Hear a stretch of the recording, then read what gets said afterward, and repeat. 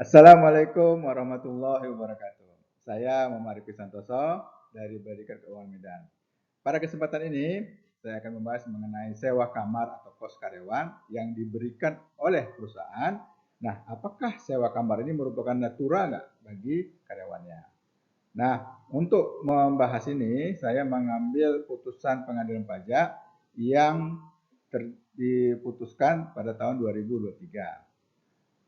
Untuk membahas kasus ini, ya, saya membuat 3 video. Jadi ada terdiri dari 3 video. Nah, ini video pertama. Video pertama ini membahas sengketanya, transaksinya, ya. Video kedua itu membahas mengenai argumentasi-argumentasi, kemudian menjelaskan apa itu natura. Dan video ketiga itu menjelaskan kelayakan dengan lihat jaraknya. Apakah jarak dari kantor ke tempat kos itu kira-kira pas untuk diberikan sewa kos kepada karyawannya. Kemudian kesimpulannya ada juga di video ketiga.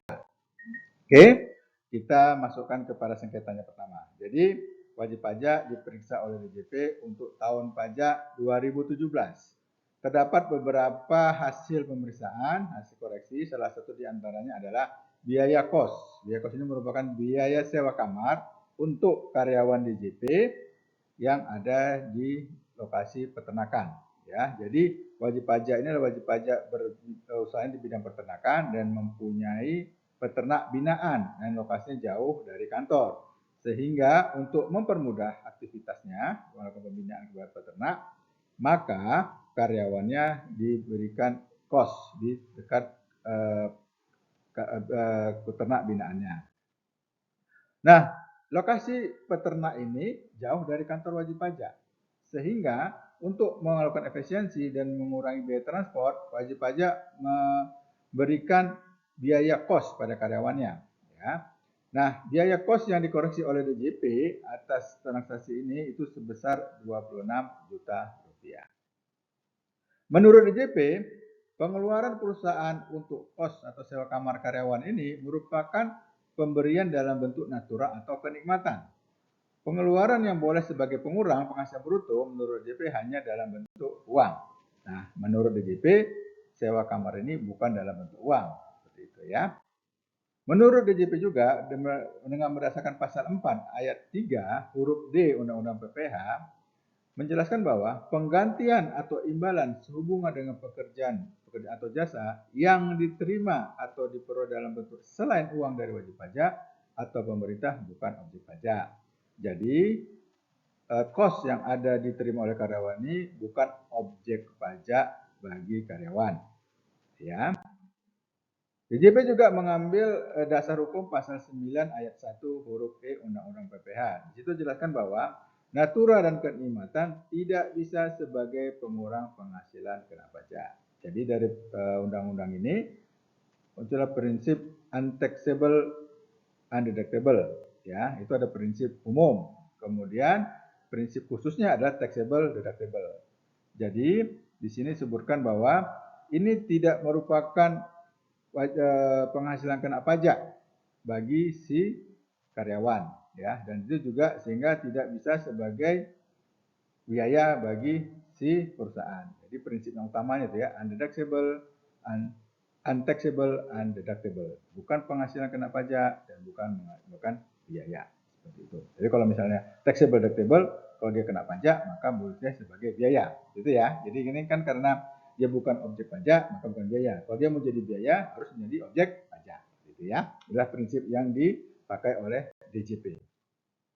Menurut wajib pajak, karyawan ini kos tujuannya apa? Untuk mendekatkan jarak.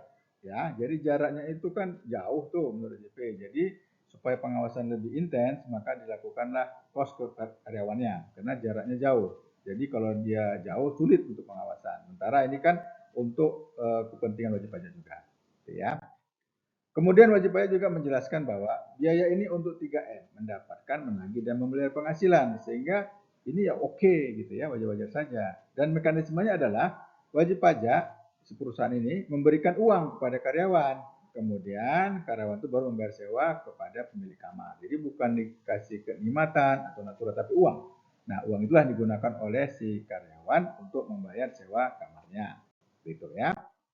Dan menurut PP, mekanisme ini tidak termasuk pemberian natur atau kenikmatan. Gitu.